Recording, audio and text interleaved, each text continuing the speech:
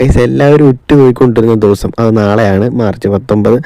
ആട് 3, ദുരന്തർ 2, ശുക്രൻ, പിന്നെ യൂത്ത് എന്ന് പറഞ്ഞൊരു സിനിമ, ഈ എല്ലാം കൂടെ നാളെ നമ്മുടെ തിയേറ്റർ നിറയ്ക്കും, അത് ഉറപ്പാണ്. ഈ സിനിമകളിൽ ഞാൻ ഏറ്റവും കൂടുതൽ വെയിറ്റ് ചെയ്യുന്നത് ആട് 3ക്കാണ്. അത് കഴിഞ്ഞാണ് ദുരന്തർ വരത്തുള്ളൂ. എന്തൊക്കെ പറഞ്ഞാലും നമ്മൾ കേരളത്തിലെ ആൾക്കാർ പ്രയോറിറ്റി കൊടുക്കാൻ പോകുന്ന ആട് 3ക്കായിരിക്കും. ഇതിൽ ഇപ്പം ദുരന്തറാണോ ജയിക്കാൻ പോകുന്നത്, ആടാണോ ജയിക്കാൻ പോകുന്നത് നമുക്ക് ചോദിച്ചാൽ 100% പറയാം, ദുരന്തറിൻ്റെ 7 അയലത്ത് കളക്ഷനിൽ ആട് വരാൻ പോകുന്നില്ല. മേ ബി ദുരന്തറിൻ്റെ ഫസ്റ്റ് ഡേ കളക്ഷൻ ആയിരിക്കും ആടിൻ്റെ ഫൈനൽ കളക്ഷൻ. അതാണ് എനിക്ക് തോന്നുന്നത് അത് തന്നെയാണ്. ദുരന്തർ ആദ്യത്തെ ദിവസം ഏകദേശം 200 കോടിക്ക് മുകളിൽ കളക്ഷൻ എടുക്കാൻ സാധ്യതയുള്ള സിനിമയാണ്.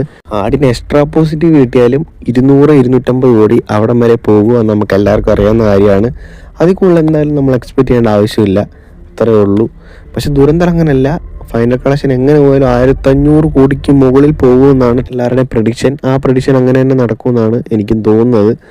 ആട് 3യെ വെച്ച് നോക്കുമ്പോൾ കേരളത്തിലാണ് ഏറ്റവും കൂടുതൽ മാർക്കറ്റ് ഉള്ളത്. പക്ഷെ ദുരന്തറിനെ വെച്ച് നോക്കുമ്പോൾ ഓൾ ഇന്ത്യ ഒരു നല്ല മാർക്കറ്റ് ഇപ്പം സിനിമയ്ക്കുണ്ട്. പലയിടത്തും സിനിമ ബാൻ ആണെങ്കിൽ പോലും 1000 കോടിയാണ് സിനിമ ഫസ്റ്റ് പാർട്ട് അടിച്ചത്.